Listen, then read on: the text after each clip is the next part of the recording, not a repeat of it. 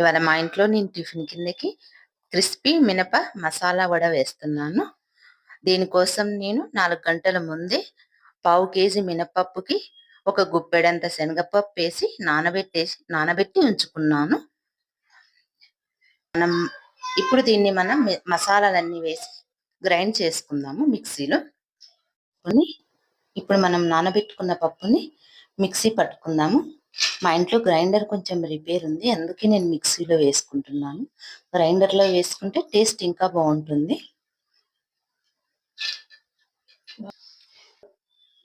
ఇందులో కొన్ని ఉల్లిపాయలు, ఒక పచ్చిమిరపకాయ, కొంచెం అల్లం ముక్క, ఇందులో కొద్దిగా జీలకర్ర, మన టేస్ట్కి సరిపడ సాల్ట్. ఇది కొంచెం బరకగా మిక్సీ పట్టుకోవాలి. ఈ మాత్రం బరకగా ఉంటే సరిపోతుంది ఫ్రెండ్స్. వడ చాలా టేస్ట్గా ఉంటుంది. మరి మెత్తగా వేసుకుంటే వడ అంత టేస్ట్ అనిపించదు. ఇప్పుడు మనం చట్నీ ప్రిపరేషన్ చూద్దాం ఫ్రెండ్స్. ఈ చట్నీ మన ఆంధ్ర స్టైల్ కాదు, బెంగళూరు స్టైల్ చట్నీ. ఈ వడకు చాలా బాగా ఉంటుంది. ముందుగా బాండీలోకి ఆయిల్, 1 టీ స్పూన్ ఆయిల్ వేసుకోవాలి. చట్నీ మనకు కావలసినంత చట్నీ వరకు పల్లీలు తీసుకోవాలి. దీనిలో ఆయిల్ వేసి పల్లీలు వేసి వేయించుకోవాలి.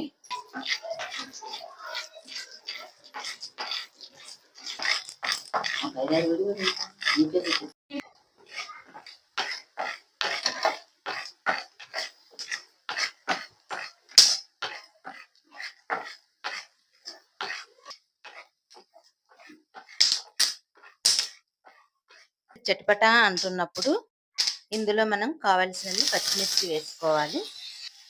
ఇవి కూడా వేయించుకోవాలి ఇదే ఆయిల్లో, పల్లీల్లో.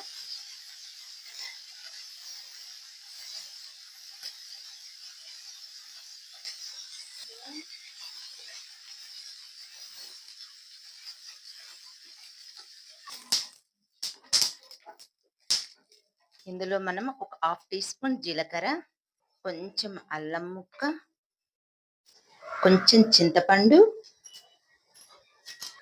5-6 వెల్లుల్లిపాయలు వేగా వేయించుకోవాలి.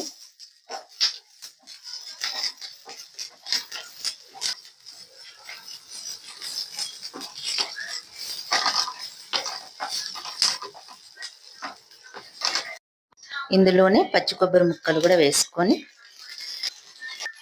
1 నిమిషం పాటు ఫ్రై చేసుకొని చట్నీకి సరిపడా సాల్ట్ కూడా ఇందులోనే వేసేసుకొని మిక్సీ పట్టుకోవాలి. ఇప్పుడు మనం చట్నీ మిక్సీ వేసుకుందాము.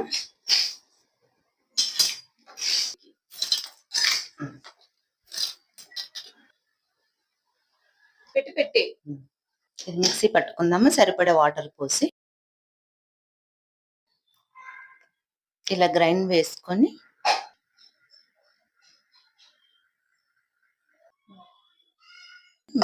కొంచెం వాటర్ పోసి చట్నీ మొత్తం కలుపుకొని దీనికి పోపు వేసుకోవాలి. కొంచెం ఆయిల్ చట్నీ పోపు కోసం, ఎండుమిర్చి, జీలకర్ర ఆవాలు, కొంచెం కరివేపాకు చట్నీలో వేసుకోవాలి. ఈ పోపు చట్నీలో వేసుకోవాలండి. చట్నీ రెడీ అయిపోయిందండి. మనం వడ వేసుకుందాము వేడివేడిగా. ఆయిల్ పోసి వేడి చేసుకుందాము.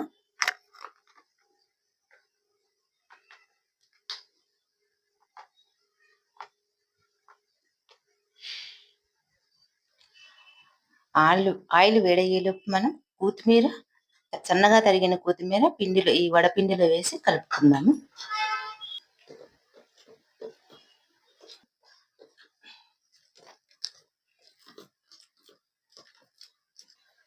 వడ వేయడం కోసం ఇలాంటి మందపాటి పేపర్ తోటి వేస్తే వడ చాలా బాగా వస్తుంది. ఈ పేపర్ రౌండ్ గా కట్ చేసుకొని కొంచెం ఆయిల్ దాని మీద మధ్యలో తడుపుకుంటూ, ఆయిల్ మధ్యలో నీళ్లు తడుపుకుంటూ వేస్తే వడ బాగా వస్తుంది.